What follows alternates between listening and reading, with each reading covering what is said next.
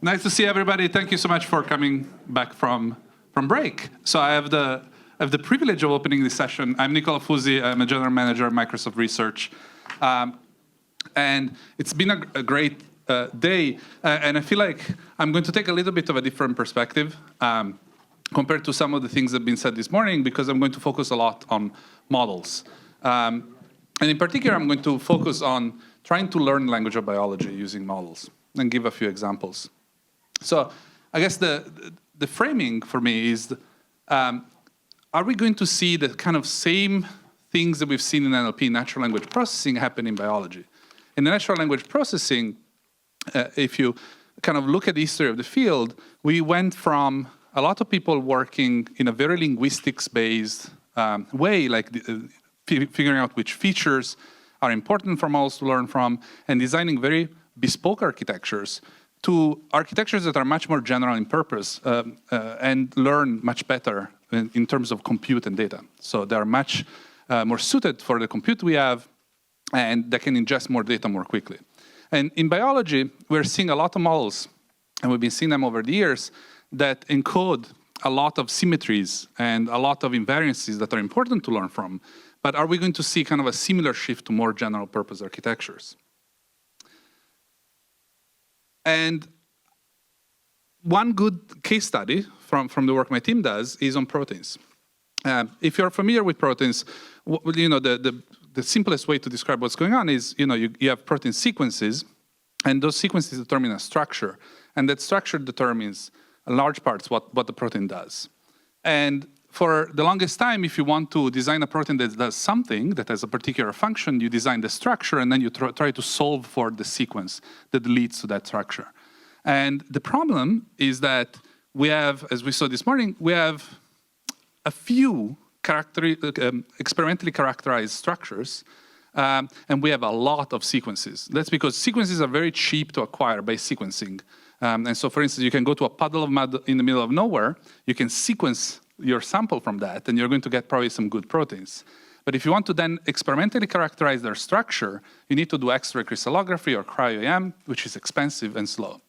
And so, with the interest of putting ourselves into a data-rich environment, we asked the question, can you go directly from sequence to function, skipping structure entirely and treating it more like a nuisance? And that's what we did. We took a pretty general purpose architecture. So this is a diffusion model.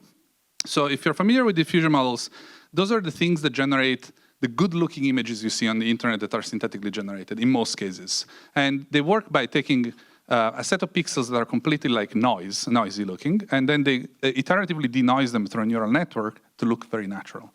And we do basically the same thing, but just over discrete sequences. So instead of having a continuous value of a pixel, we have a discrete set of amino acids that we can put in any position of a protein.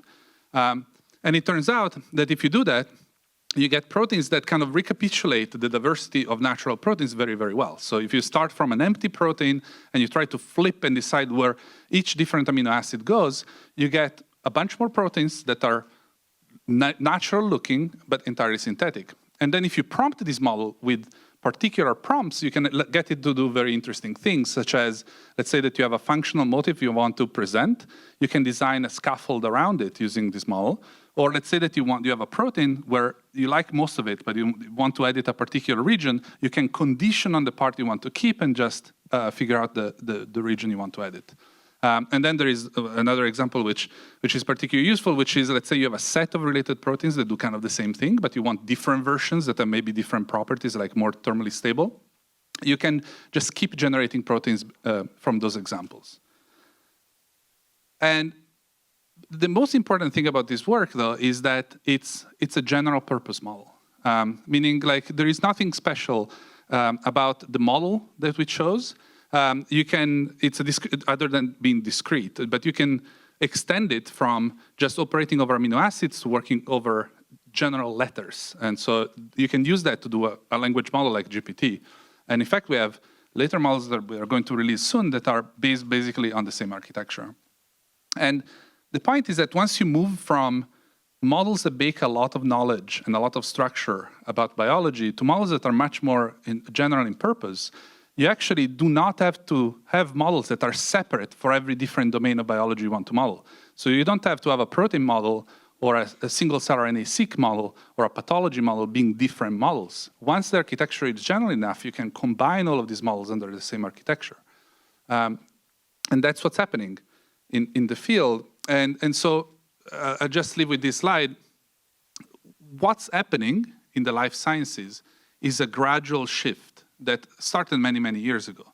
So many, many years ago, we used to have basically one model per data set. You were the expert in the data set you acquired, you baked all of your knowledge into the architecture, you trained on it, and then you got a good model. More recently, we shifted to kind of the era of foundation models, where we put a lot more data and a lot less structure about the data into the model, and then we shifted to fine-tuning that foundation model on our particular slice of the data to make it work better. And I argue that where we're going towards is a future where we have one kind of general model architecture way of modeling, like we've seen in NLP with the GPT kind of framework. And learning is not going to happen by moving necessarily weights around in weight space by fine-tuning or training, but rather it's going to happen through in-context learning, which is what we're seeing a lot in language. And with that, I think I'm almost out of time. And so I'm going to introduce Brian up to the stage. Thank you.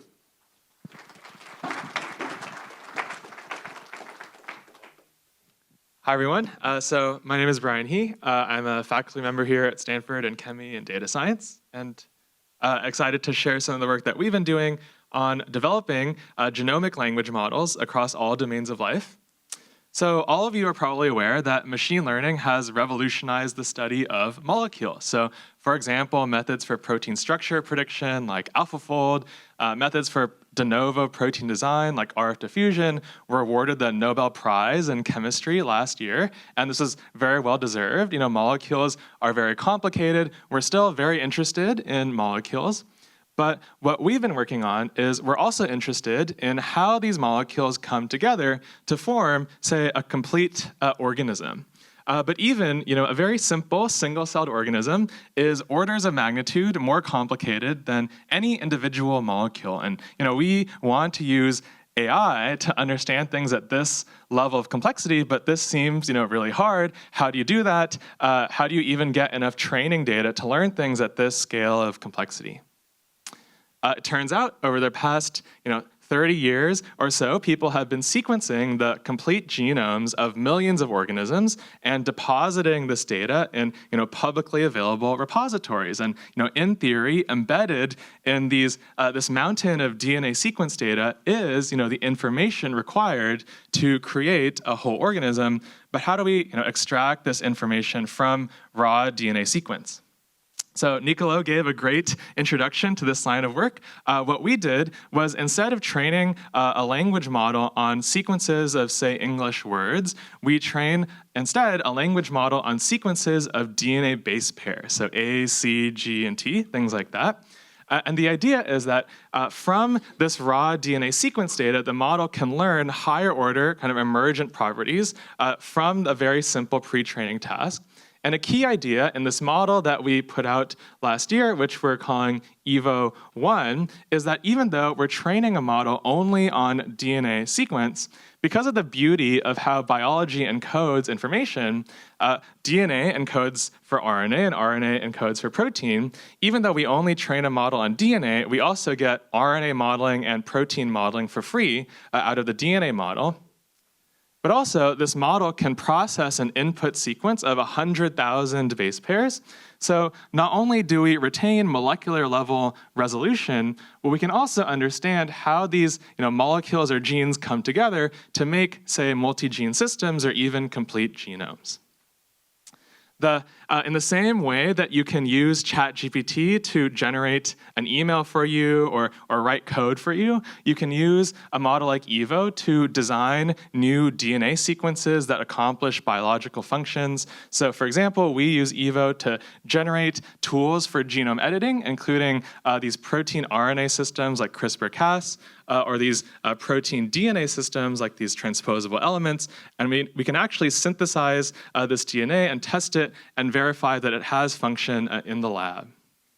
So EVA1 was trained on fairly simple genomes, so from bacteria and other prokaryotes, and that was a good first step. But a few months ago, we wanted to expand this idea to all domains of life, including eukaryotes. So these are animals, plants, humans are eukaryotes. The problem with these organisms is their genomes are much more complicated than, say, prokaryotic genomes, so we needed a bigger and more complicated model. So this is a model we're calling EVO2. It's trained on DNA from all domains of life, from very simple bacteria all the way to humans, including birds and plants and insects and things like that. We actually partnered with NVIDIA to also scale these models to a very large size. So the model has 40 billion parameters. It's actually the largest sequence model ever trained on biological data. The model also has much longer context length. So instead of processing an input sequence of 100,000 base pairs, this model can process an input sequence of 1 million base pairs, which is more helpful for, say, longer genomes like the genomes of eukaryotes. The model learns mutations that are compatible with life is one way I like to think of the model. So if you actually see variants of uncertain significance in human genomes, the model has an opinion on whether or not this variant is compatible with function or compatible with life, or whether this variant is incompatible with function and potentially non-functional and could lead to disease. And the model is actually state-of-the-art in variant effect prediction, especially in variants that are not single nucleotide variants. So, insertions, deletions, small structural variation. The model is also state-of-the-art in variant effect prediction in non-coding regions of the genome without any human-specific specialization. And another thing we're excited about is that these models are also generative, and we're excited about applying this model to generating things not only at the molecular scale, but at the scale of complete genomes or even large segments of more complex genomes. I want to end with this quote. This is from Frances Arnold's Nobel lecture. And here in 2019, she's saying, today we can, for all practical purposes, read, write, and edit any sequence of DNA, but we cannot compose it. And so there's been tremendous advances in genome sequencing, in genome synthesis and assembly, and in genome editing. And where we see this research is fitting in to kind of complete the loop and enabling, say, genome composition and actually enabling whole genome design. I'm here representing a very talented team spanning many different areas of expertise and many different institutions as well. So thank you all for your attention. And next up, we have Emma Lundberg from Stanford as well.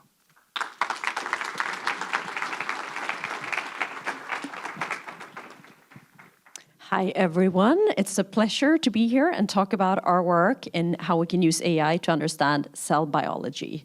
And I'm going to start by putting up maybe a vision, a dream that we might reach someday. Imagine if we could build virtual twins of your cells and simulate how you would respond to a drug treatment before exposing you to the drug. And of course, this is something we're very, very far away from, but AI is changing the game in terms of how we can think about integrating data, multimodal data, and building virtual cell models. So in the last year, I had the pleasure of working with the Chan Zuckerberg Initiative, and we organized a workshop together with a lot of people from this room, with key opinion leaders in the field, talking about how can we build a virtual cell with artificial intelligence? What would be needed? What type of data do we need? What capabilities should these cells be able to perform, and what do we need from the community in order to develop virtual cells? And of course, in this 5 minutes, I'm not going to talk about that, but there's a nice perspective paper, if you want to read it, that summarizes everything we discussed. But a key challenge, as Brian nicely touched upon, will be to connect the scales from molecules to cells to multicellular systems. And this is really a big challenge. And I'm taking a different approach from that what Brian presented. My lab focuses a lot on protein data, and I think protein data will be key in order to bridge these scales, because proteins are the building blocks of human biology in terms of that they are the molecules that execute functions, and they're also the structural building blocks of cells. And cells are really machines, three-dimensional systems that consists of nested functional units. And we also know that moonlighting activity arises at the protein level. So for example, in the same way that I can make food in the kitchen and do laundry in the laundry room, some proteins with the same structure can perform different functions depending on where they are in the cell. So I would argue that it's really important that we think about not only the molecules, but also their three-dimensional assembly into this functional machine that is kind of the fundamental unit of human biology. And there are different ways we can measure proteins in cells. One very powerful way is microscopy, as Russ touched upon. It's data that we can generate at very, very large scale. What you're seeing here is some cancer cell lines with the nucleus, the DNA in blue, and the protein of interest in green, and it's in the mitochondria. And this type of data is something that we have generated in the Human Protein Atlas, which is a project that I'm co-directing. And it's an open database, and we have about 20 million such images here. It's been running for almost 2 decades now, so it's a big biological database. So now I'm going to tell you an example of how we can use this data to really start to use AI to build models of cells. Multi-scale proteome models, I should say. So what we did here is that we trained a multimodal cell model. So we took all the images from the Protein Atlas that shows where proteins are in cells and embedded them with a vision transformer model. We also took data about protein-protein interactions, so the local environment surrounding every protein, and embedded that with a graph network. And then we brought those two embeddings together. And with those embeddings, we could build this hierarchical cell model. It doesn't look much when you look at it. At the top here in gray, you can see that's the cell, and then we have the different functional units nested below it. And there are databases like Gene Ontology that has ontologies and descriptions of what a cell would look like, but those are man-made by the notion of what we think a cell looks like and what we think, how we think a cell works. But this is directly learned from data. So what we realized here is that half of these systems were not known before, so we're novel, and we validated them. And then we, in this paper that was recently published, we're able to demonstrate that we can use this map in many different ways. For example, to show how proteins are interacting, so we could use AlphaFold to dock them together. So you're basically greatly reducing the search space. Instead of folding all proteins together, you can just do it within a system at a time. And then we could suggest functions for unstudied genes, so we could determine the function for over 100 genes. We could also identify interactions that are specific to certain cell types that we could only see in the osteosarcoma cancer, but not in another cancer cell type.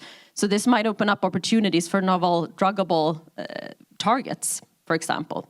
We could also identify proteins that we think perform multiple functions. So we suggest a secondary function, a novel secondary function to over 900 proteins by assembling this map. And in the end, we could also use this map to show which systems are more likely to be mutated in pediatric cancers, for example. So what I want to show with that is that even though this very static map is far from the vision that I presented in the beginning, it's still incredibly useful to understand and learn cell biology. So even though it will take us a long time to get to that vision of virtual cells, the tools and assemblies we're generating meanwhile will still accelerate our knowledge about biology, and particularly our knowledge about emergent properties in biological systems, because they're very, very hard to study. So in summary, I'm very excited about working with people here on the journey towards virtual cell models, and I think that cell models of proteome architecture will enhance the generalizability of AI-powered virtual cell models like the transcriptome models we talked about before. And I also think that vision language models will be essential in understanding the emergent properties. So we need to link the sequence models to these image-based models to really start to understand biology. And with that, I would like to thank you and present James as the final speaker. Well, thank you very much, Nicolò, Brian, and Emma, for these really inspiring presentations. So my name is James So. I'm also a faculty here, where I'm very fortunate to lead a group of students working on actually developing AI for quite diverse biomedical applications. So for example, we've built these AI platforms like Gradio, which now has millions of active users. We've also created algorithms like EchoNet, which is approved by the FDA for diagnosing different cardiovascular diseases from ultrasound videos. Right? So these are quite different kinds of problems. And one of the actually good challenges being at Stanford is that we often have a lot more problems than we have time to solve, right? There could be hundreds of different projects that I would like to work on, but I only have time to work on a few of them. So motivated by that challenge, a couple years ago, we thought about, can we actually basically build AI scientist agents that can replicate my lab, right? So I want to tell you a little bit about how that works. So we call this the virtual lab. So the virtual lab is a platform that we built where we have actually diverse AI scientist agents with deep expertise in areas like biology and medicine and machine learning. And in the virtual lab, there's an AI professor. And under the AI professor is actually a bunch of AI students with expertise like in chemistry and pathology. And they work together with the AI professor to tackle these open-ended research problems. And we also built like a replication of Stanford that we call the agent of virtual lab school, right? So their agents can actually go to the school and teach themselves how to become a deeper expert in using tools like AlphaFold or using the latest advances, in medicine and healthcare. So the way that the virtual lab works is that when we, the human researchers, interact with the virtual lab, right? So I will talk to the AI professor and I can tell the AI professor, here are some of the problems I'm interested in. Maybe I want to analyze this kind of data set where I want to help to design this new protein. And then it's actually the job of the AI professor to figure out what are the relevant areas of expertise that are needed to tackle that problem, right? Maybe for this problem, it's useful to have an immunologist or useful to have a computational biologist, right? Then the AI professor will decide to create those sub-agents and then to train the sub-agents, right, by sending them through this virtual lab school, where those agents then can become an expert, right? So you can think of each agent as basically sort of being like a ChatGPT kind of language model, but has been enhanced and specialized in each of these scientific domains. And once the agents are trained, then they will actually have group meetings, similar to how we run group meetings, right? All the agents will meet together to tackle a research problem. They also have one-on-one meetings where one of the student agents will meet with a professor agent to sort of write a piece of code or to analyze a particular data set. So here's just an example of what like a virtual lab discussion meeting will look like by the AI scientist, right? The details here are not very important, but the high-level idea here is that in this task, right, so the AI is trying to design new binders to the recent COVID variants. So it's a very challenging, important medical and scientific problem. And here you can see that the AI processor, the AI PI, basically sets up the overall task, right? We want to design good binders. And then there's the immunologist agent who spoke up next in the meeting, who suggested designing nanobodies, which is sort of a bit of an unorthodox decision because most of the time people think about designing antibodies, which are more common. Right? And there's actually a good reason for this, and then the machine learning specialist agent actually says that, nanobodies actually makes my job easier because they're smaller, so it's easier for me, the agent, to computationally model using deep learning models. Right? And then we also have a critic agent that is sort of like a skeptical reviewer that sits in on every meeting to provide some more conservative feedback to discussions by all the other agents. Now, one of the things I really envy about the virtual lab, right, is their meetings are much more efficient than my meetings. Right? So the virtual lab meetings, maybe it'll take a few seconds. Right? So in the time that I had my coffee, they already had hundreds of research discussions. And since the AI scientists, they don't get tired, they actually run multiple meetings in parallel. So basically for every scientific decision that they want to discuss, they actually run 5 meetings in parallel to discuss the same topic, to come up with different ideas. And then the AI professor would actually summarize the meetings from all these parallel tracks. So it enables them to discover and to explore a much broader range of possibilities than what I could do in my sort of single meetings. So I just want to conclude by showing you a couple of examples of the kinds of interesting scientific discoveries and insights that are enabled by the AI scientists, by the virtual lab. So if you recall that one of the initial projects is we want these AI scientists to basically to tackle this very challenging problem of designing good binders, right, to the recent COVID variants.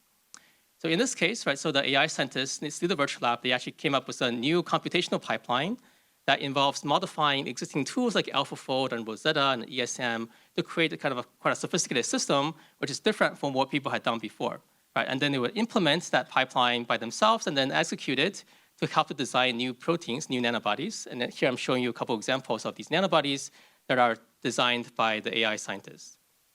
And as a part of this collaboration, right, where the human part comes in is that we can then synthesize these nanobodies, right, in the real world, and we can test them in the real labs to see that, to validate that they actually are very promising binders to the recent COVID variants, but also it binds quite well across the whole very broad spectrum of the COVID variants. And this was shown in the experimental plots here in the bottom. And the second use case is that we give these AI scientists basically previously published papers, right, that we or our colleagues have published, together was the corresponding data sets, right? So we spent a lot of time, years, analyzing those data sets to write those papers. And we give that to the AI scientists, and within a couple of days, they actually reanalyzed the data sets and actually came up with new insights that we and our collaborators had not thought of before. Right? So they actually generate these reports with the figures and the hypotheses they tested and insights from the data that's entirely generated autonomously by the AI scientists. That when we give those insights back to our collaborators, the original paper's authors, they thought, wow, these are things that we just even didn't cross our mind, but are actually scientifically sound and biologically interesting.